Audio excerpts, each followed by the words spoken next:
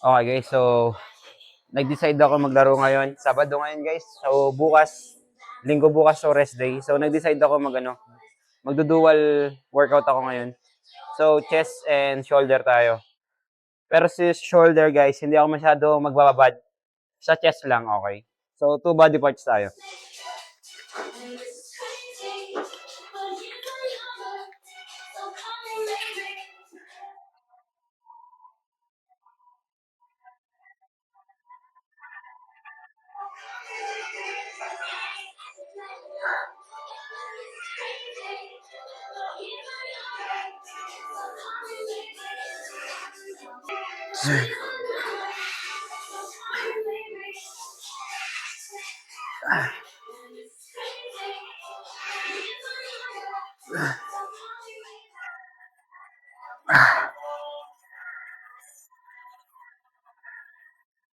Okay guys. So, pag ginagawa nyo itong workout na to, itong pec fly machine, siguraduhin nyo dapat yung kamay nyo, shoulder level sa nahawakan nyo. Okay? Sige pre, okay. Ano mo lang, okay lang.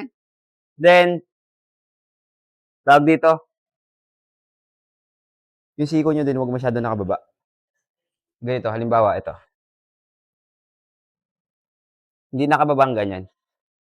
Ayan, no? Hindi siya nakaganyan, no? Karaniwan kasi na ginagawa ng ibang tao dito pag ginagawa to, ayan, nakaganyan yung siko. Maganda, activate nyo, nakadiretso. Ayan. Para pag in-stretch nyo siya, hindi nawawala yung bigat sa chest, okay? Hindi natatamaan yung shoulder. Okay? Yun lang naman.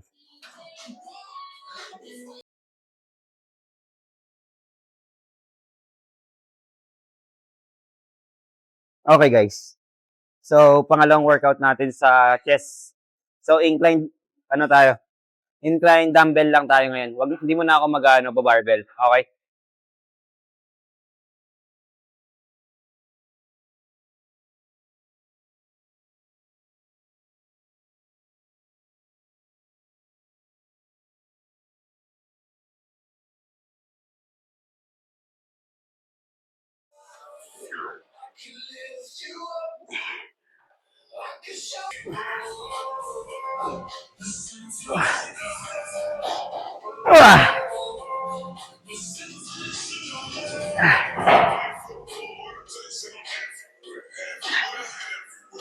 Okay. Okay, guys, no? Pag ginagawa nyo din tong workout na to, mas okay yung dumbbell, huwag masyadong malayo. Kasi pag pinakalayo nyo na, yung elbow nyo medyo alanganin kayo, okay?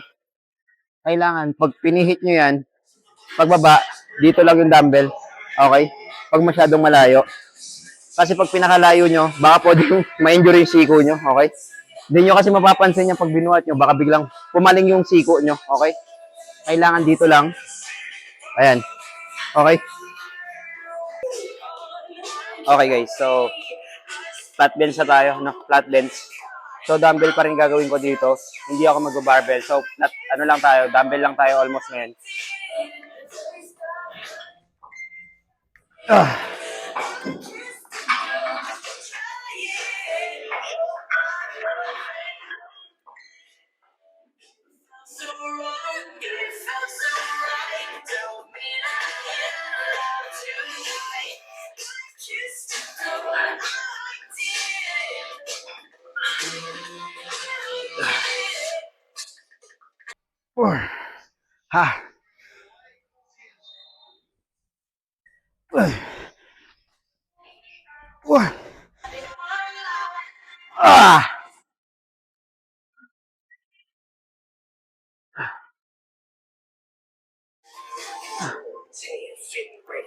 Turn it up because it's getting heavy. Wow. Okay guys. So, pag ginagawa niyo itong workout dito sa flatbed, parang wala namang pinagkaiba doon sa incline. Huwag niyo lang masyadong nilalayo yung dumbbell. Okay? Sabi ko nga sa inyo, pag pinakalayo niyo yan, pwedeng ma-injury yung siko nyo. Pag hindi nyo nabalance yung buhat nyo, baka pumaling tong siko nyo, patay na. Okay, iwasan nyo yung masyadong wild pag nila-dumbbell kayo. Okay? Sakto lang. Sabi ko sa inyo, hindi nyo kailangan masyadong malayo. Okay lang nandito yung dumbbell. Okay? Yun lang naman.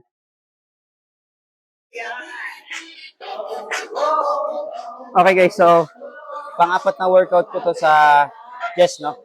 So dips machine. So sa lower chest siya. Okay? Yung target naman natin dito. Medyo mababa.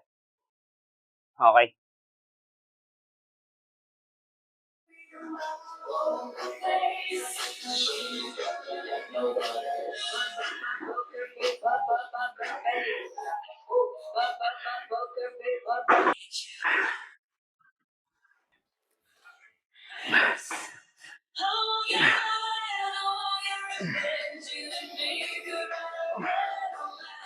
Okay.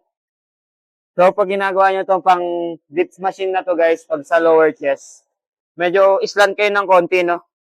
Tapos, pag yung pagpiga nyo, huwag nyo masyadong isasagad ng diretso yung piga, okay? May maiiwan pa rin, kahit pa paano. Then, pag inangat nyo, hanggang dito lang yan, hindi nyo na kasi masyadong maangat talaga yan. Hanggang dito lang siya, no?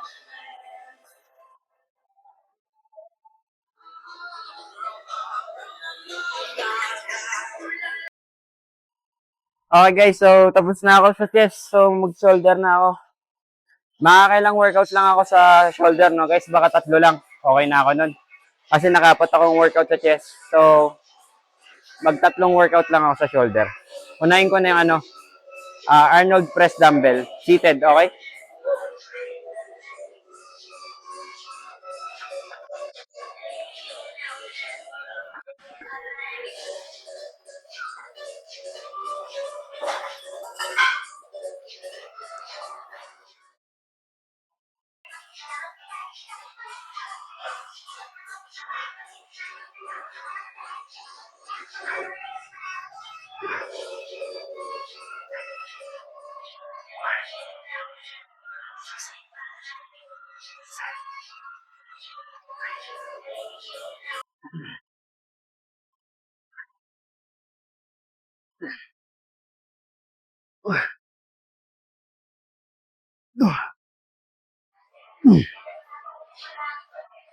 Ah.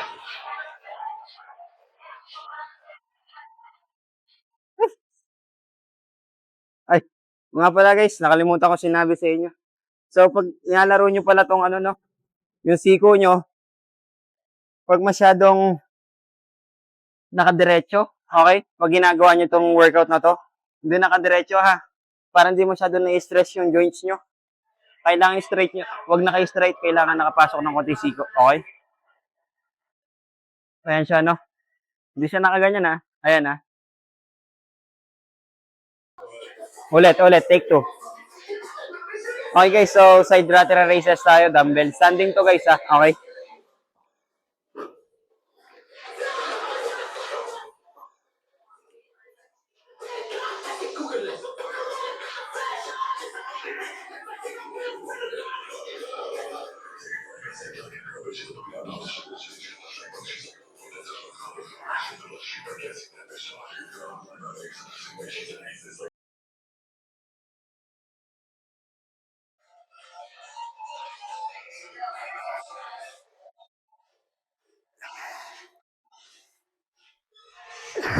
Okay. So guys, no, pag ginagawa nyo itong side lateral raises, mas okay medyo mag-slant kayo paharap. Nakaganyan kayo. Ayan.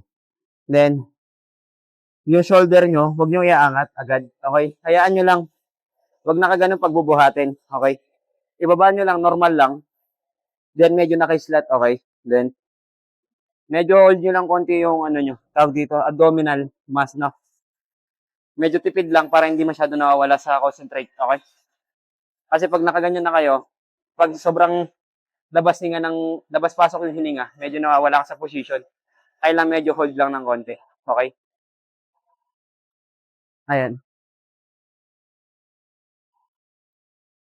Then yung pababa, medyo slow lang din. Huwag masyadong mabilis. Okay? Yun lang. So, nga guys, no?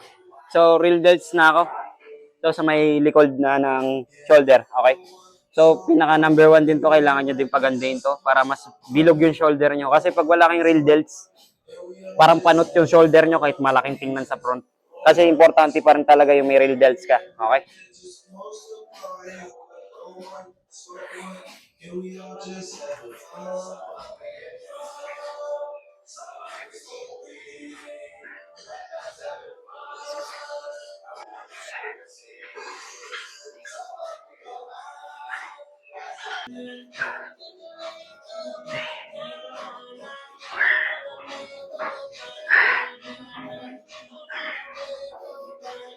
Ay. Okay guys, so pag nilalaro nyo tong rope na to, no, sa real delts, hindi nyo na kailangan pa ka-slant yung katawan nyo ng sobra-sobra para malaro nyo siya. Para hindi masyado na-stress yung lower back nyo, okay? So, yung isa nyo pa, stand nyo lang papuntang likod. Then, konting bend lang pa likod. Then, okay. Papunta yung rope dito Hindi dito, dito, okay? Sa may bumbunan, okay? Ito siya. Ayan. Okay? Yun lang. Tapos na tayo.